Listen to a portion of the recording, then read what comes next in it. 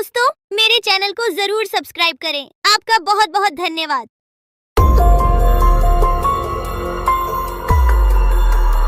बहुत साल पहले की बात है।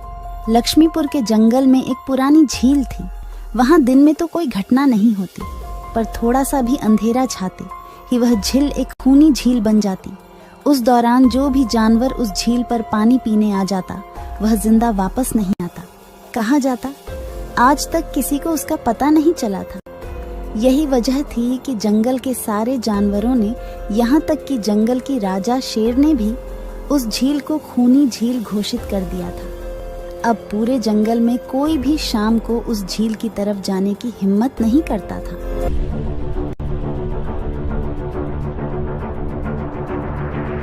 एक दिन उस जंगल में एक बंदर आ जाता है।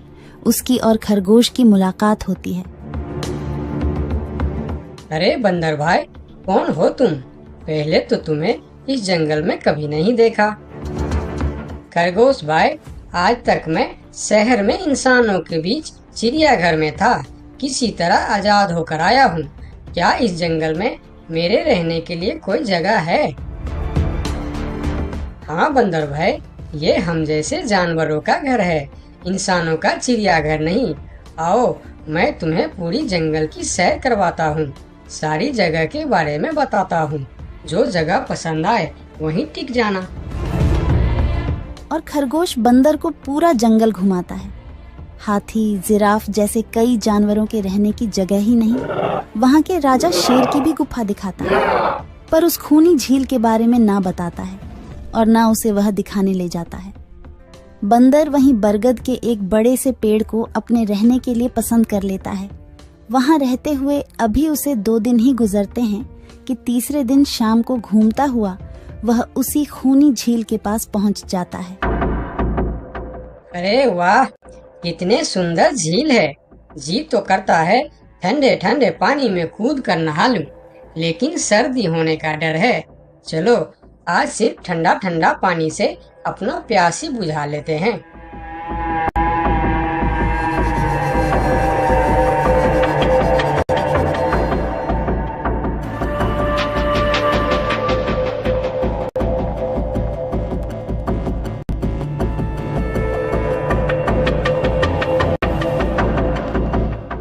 अरे बंदर भाई, तुम इतने डरे हुए क्यों हो? कहाँ से आ रहे हो? झील में पानी पीने गया था और जिंदा वापस आ गए। क्या मतलब? तुम्हें पता नहीं? वह इस जंगल की खूनी झील है। शाम होने पर कोई भी वहां जाता है तो जिंदा वापस नहीं आता। उसकी लाश का भी पता नहीं चलता कि वह कहाँ गायब हो जाती है। इसीलिए शाम होते ही कोई भी उस खूनी झील की तरफ नहीं जाता। ये हमारे राजा का आदेश भी है। कमाल है, मुझे तो पता ही नहीं। कैसे पता नहीं? तुम्हें वह खरगोश भाई ने बताया नहीं? लो, खरगोश भाई भी आ गया। अरे खरगोश भाई, आपकी वजह से आज बंदर भाई की जान जाते जाते बची। मेरी वजह से? हाँ, तुमने बंदर भाई को पूरा जंगल घुमाया, हर जगह के बारे में बताया। इस खूनी झील के बारे में क्यों नहीं बताया? भूल गया भाई, मैंने तो सोचा ये तो पेड़ पे रहते हैं, इन्हें झील से क्या काम। अभी अभी इन्हें खूनी झील की खूनी ने पकड़ने की कोशिश की, ये तो बाल बाल बच गए, वरना खूनी झील की खूनी, क्या तुमने उसे देखा? क्यों, क्या तुम लोगों ने आज तक नहीं देखा? नहीं, हम में से कोई कभी भी शाम को उस तरफ जाते ही नहीं और दिन में कोई घटना नहीं होती। और यह बात वह जाकर शेर के दरबार में सभी को बताता है। उसकी बात सुनकर किसी को भी यकीन नहीं आता है। क्या बात कर रहे हो बंदर? मैं सच कह रहा हूँ महाराज, लेकिन हम लोगों तो कभी आज तक देखा ही नहीं, क्योंकि आप लोग उसे खूनी झील समझकर दिन में ही वहाँ जाते हो और शाम होते ही आप लोग डर के मारे वहाँ जाना बंद कर देते हो। पूरे दिन वह मगरमच्छ झील में छुपा रहता है, शाम होते ही चुपचाप निकलता है और झील के पास पानी पीने आए जानवरों को खा जाता है। और आप लोग समझते हैं कि यह झील ही खूनी है, जबकि खूनी यह झील नहीं, इसमें छिपा हुआ मगरमच्छ है। हमें तो यकीन नहीं हो रहा है। वही तो बंदर भाई, हमें अगर पहले पता होता कि आप इतने बड़े झूठे हो तो हम अपने जंगल में आपको रहने की कभी जगह नहीं देते। अरे यार, आप लोग मेरे बात पर यकीन क्यों नहीं करते? मैं आप लोगों का भलाई के लिए ही बोल रहा हूँ। अगर तुम्हारी बात सच्ची है तो क्या तुम उस मगरमच्छ को हमें दिखा सकते हो? क्यों नहीं महाराज, आज शाम होते ही आप लोग वहाँ जाकर पेड़ और पत्थरों के बीच छुप जाना। और फिर शाम को वह सभी उस खूनी झील के पास जाकर छिप जाते हैं। झील के किनारे जाकर बंदर 2-3 बड़े बड़े पत्थर उस झील के पानी में फेंकता है। पत्थर के गिरने की छपाक छपाक की आवाज सुनकर मगरमच्छ पानी के अंदर चलता हुआ शिकार करने वहां आता है। मगर वहां पेड़ के पीछे छिपे दिखाई देते हाथी को देखकर वह सावधान हो जाता है और सोचता है, अच्छा, तो यह लोग मुझे छुपकर देखने आए हैं। अब मैं क्या करूं? हाँ, ये लोग तो बेवकूफ है। इन्हें फिर से बेवकूफ बनाते हैं। मैं फिर से पत्थर बन जाता हूँ।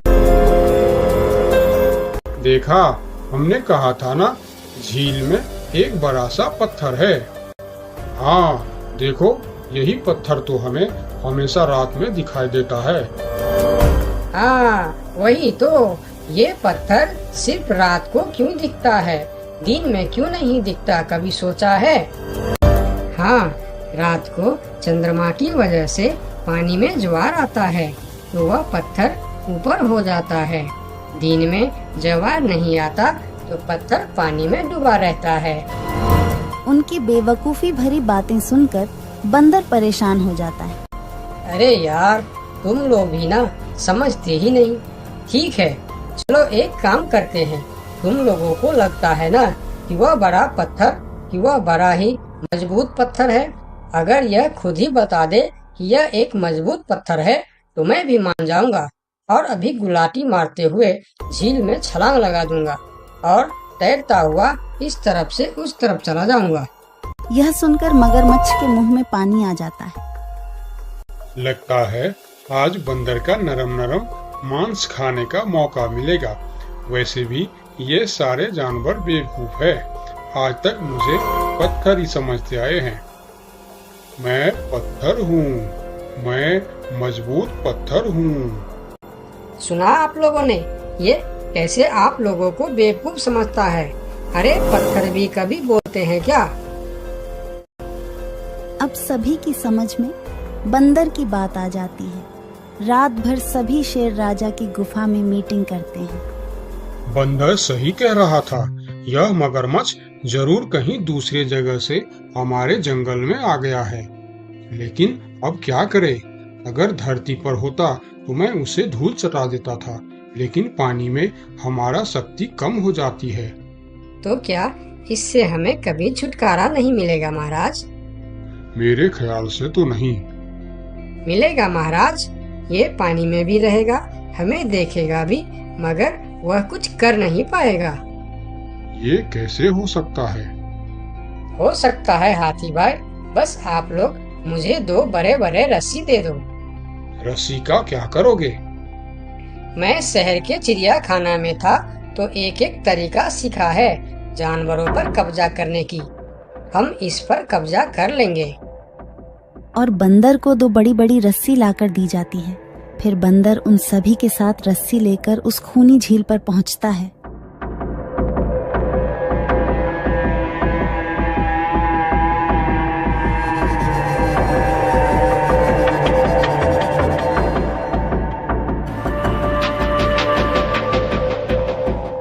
कल तक तो यह बंदर मुझे देखकर भागता था और आज पानी पीने आया है। लगता है ये भी दूसरे जानवरों की तरह मुझे पत्थर समझने लगा है। अभी इसे अपना निवाला बनाता हूँ।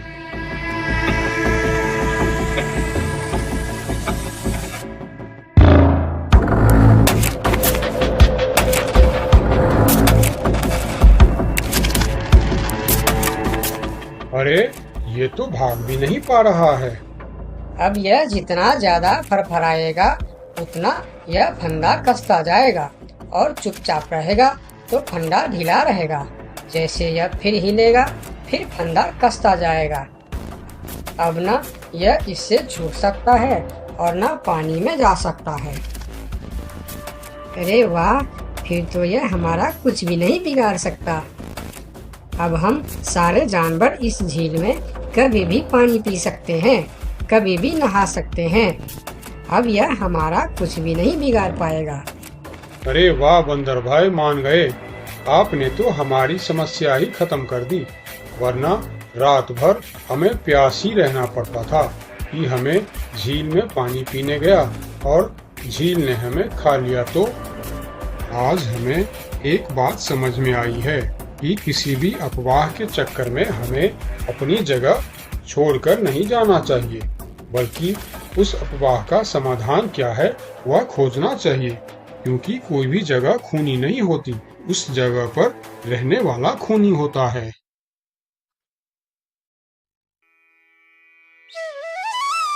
बहुत साल पहले की बात है। लक्ष्मी नगर में एक बहुत बड़ा जंगल हुआ करता था। उस जंगल में शेर खान नाम का एक शेर रहता था। वह जंगल का राजा था। उसके शासनकाल में जंगल के सभी जानवर सुखी और शांति से रहते थे। यदि जंगल में कोई भी जानवर गलत काम करता तो शेर खान उसे दंड देते थे। वह कमजोर जानवरों की रक्षा भी करते थे। एक दिन शेर खान अपने गुफा के सामने बैठे थे। तभी उसका दोस्त भालू उसके पास आया। फिर दोनों दोस्त मिलकर जंगल और जंगल के जानवरों के बारे में आलोचना करने लगे। मैं इस जंगल का सबसे शक्तिशाली जानवर हूँ। मेरे सामने जंगल का कोई भी जानवर टिक नहीं सकता। क्या कहते हो भालू भाई? ये तो तुमने बिल्कुल ठीक कहा, लेकिन हाथी के सामने तुम बिल्कुल चूहे जैसे दिखते हो। क्या ठीक कहा ना मैंने शेर खान? भालू की बात सुनकर शेर खान बहुत क्रोधित हो गए। भालू, तुम्हारी हिम्मत कैसे हुई मेरे बारे में इस तरह की बातें करने की? तुम्हें पता है तुम किसके सामने बात कर रहे हो? मैं इस जंगल का राजा हूँ। तुम मेरे दोस्त हो, इसीलिए तुम्हारे साथ मैं थोड़ा मजाक कर रहा था। तुम मेरे बात का बुरा मत मानना शेर खान। शेर खान नहीं, महाराज कहो महाराज। मैं इस जंगल का राजा हूँ, इसीलिए बाकी जानवरों की तरह तुम भी मुझे आज से महाराज कह के ही बुलाओगे। लेकिन शेर खान, हम दोनों दोस्त हैं, फिर भी तुम ऐसे क्यों बातें कर रहे हो? दोस्त है नहीं, दोस्त थे। आज से हमारी दोस्ती खत्म। आज के बाद मैं तुमसे कभी बात नहीं करूँगा। दोस्त कहकर मेरे सामने कभी मत आना। चले जाओ यहाँ से। अपने दोस्त का इस व्यवहार से भालू बहुत दुखी हुआ और वह वहां से चला गया। उसी जंगल में गोलू नाम का एक बंदर भी रहता था। वह दूसरों की चीज चुराकर भाग जाता था। एक दिन गोलू की चोरी करते समय शेर खान के एक सिपाही के द्वारा पकड़ा जाता है और उसे शेर खान के सामने विचार के लिए लाया जाता है। गोलू को देखकर शेर खान कहते हैं, गोलू, तुम्हारी चोरी की किस्से जंगल के दूर दूर तक मशहूर है। तुम जानवरों के घर में ही नहीं, बल्कि मेरे दरबार में भी बहुत चीज चोरी की है। इसीलिए मैं तुम्हें पहाड़ से गिराकर मारने की सजा घोषित करता हूँ। आज से ठीक 2 महीना बाद तुम्हें पहाड़ से गिराकर मार दिया जाएगा। अपनी मौत की सजा सुनकर गोलू बहुत रोने लगा और बोला, महाराज, मैं अब कभी चोरी नहीं करूँगा। मुझे माफ कर दीजिए महाराज। मेरे घर में छोटे छोटे बच्चे हैं, मुझे छोड़ दीजिए महाराज। लेकिन शेर खान ने उसकी फरियाद नहीं सुना। तब एक सैनिक उसे ले जाकर जेल में बंद कर देता है। उधर गोलू का दोस्त भोलू को जब इस बात का पता चलता है, तब वह गोलू से मिलने के लिए कैद खाने में पहुंच जाता है और उससे कहता है, देखा गोलू, तुम पकड़े गए ना। मैं तुम्हें कितनी बार कहा था कि चोरी करना छोड़ दो। अब क्या होगा बताओ, कैसे निकलोगे यहाँ से? ये सब छोड़ो भोलू भाई, जो होना था वो हो गया। मुझे तो बस अपने परिवार की चिंता हो रही है। काश मैं मरने से पहले उनके लिए कुछ कर पाता। मेरे छोटे छोटे बच्चे हैं, बीवी है, अब उन सब का क्या होगा? मेरे बिना वह भी जीवित नहीं रह सकते। गोलू की बातें सुनकर भोलू सोच में पड़ गया। फिर वह शेर खान के पास गया और बोला, महाराज, मैं गोलू का दोस्त भोलू हूँ। मैं आपसे कुछ कहने आया हूँ। तो तुम गोलू का दोस्त भोलू हो। ठीक है, बताओ क्या कहना चाहते हो तुम। महाराज, मैं चाहता हूँ कि आप गोलू को कुछ दिन के लिए उसके परिवार के पास जाने दें, ताकि वह मरने से पहले अपने परिवार के लिए कुछ इंतजाम कर सके। मरने वाले का आखिरी इच्छा पूरा कीजिए महाराज। आप एक बार उसके परिवार के बारे में भी सोचिए। गोलू ने जो किया उसमें उसकी परिवार की क्या गलती है? अगर आप उसे कुछ दिन के लिए अपने परिवार के पास रहने दोगे तो शायद उसका परिवार बच जाएगा। मैं इस बारे में तुम्हारी कोई मदद नहीं कर सकता। अगर अपने परिवार से मिलने के बहाने गोलू भाग गया तो मैं किसको सजा दूंगा? शेर खान की बात सुनकर भोलू थोड़ा सोच में पड़ गया। फिर बोला, तो ठीक है महाराज, आप गोलू को छोड़ दीजिए। जब तक गोलू वापस नहीं आ जाता मैं उसकी जगह कैद खाने में रहूंगा। और अगर वह कभी वापस नहीं आया तो क्या तुम उसके हिस्से की मौत की सजा भी लोगे? थोड़ा सोचकर बताओ। हाँ महाराज, मैं इसके लिए भी तैयार हूँ। भोलू की बात मानकर शेर खान ने गोलू को कैद से निकालकर भोलू को कैद खाने में डलवा दिया। तब बाहर निकलकर गोलू ने भोलू को बोला, दोस्त तुम चिंता मत करना, मैं समय से पहले ही वापस आ जाऊंगा। ऐसा कहकर गोलू वहां से चला गया और भोलू गोलू की जगह कैद खाने में रहने लगा। इस तरह बहुत दिन बीत गया, लेकिन गोलू वापस नहीं आया। तब एक दिन शेर खान भोलू के पास आया। देखा बंदर, मैंने कहा था ना गोलू वापस नहीं आएगा। अगर कल सुबह तक गोलू वापस नहीं आया तो शर्त के अनुसार कल शाम के समय तुम्हें पहाड़ से गिरा दिया जाएगा।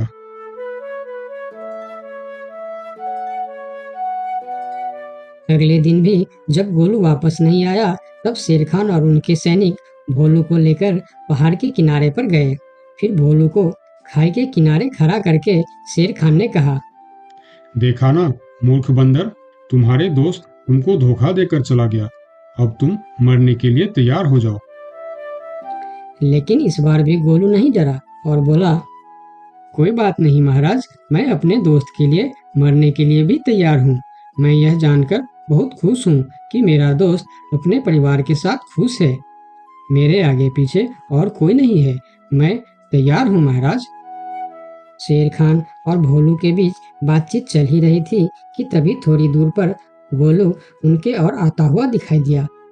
फिर पास आकर उसने बोला, तुम्हें ऐसा करने की कोई जरूरत नहीं है दोस्त।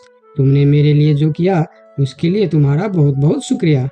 अब मैं अपनी सजा पूरी करने के लिए तैयार हूँ। महाराज छोड़ दीजिए मेरे दोस्त को। गोलू, तुम्हें वापस आने की क्या जरूरत थी? मैं यह सजा ले लेता था। तुम्हारे घर में छोटे छोटे बच्चे हैं, बीवी है, उनका क्या होगा? मेरे परिवार में मेरे अलावा और कोई नहीं है, इसीलिए यदि मैं मर भी जाऊं तो मेरे लिए किसी को कोई दुख नहीं होगी। तुम यहाँ से चले जाओ। नहीं दोस्त, गलती मैंने की है, इसीलिए सजा भी मुझे ही मिलनी चाहिए।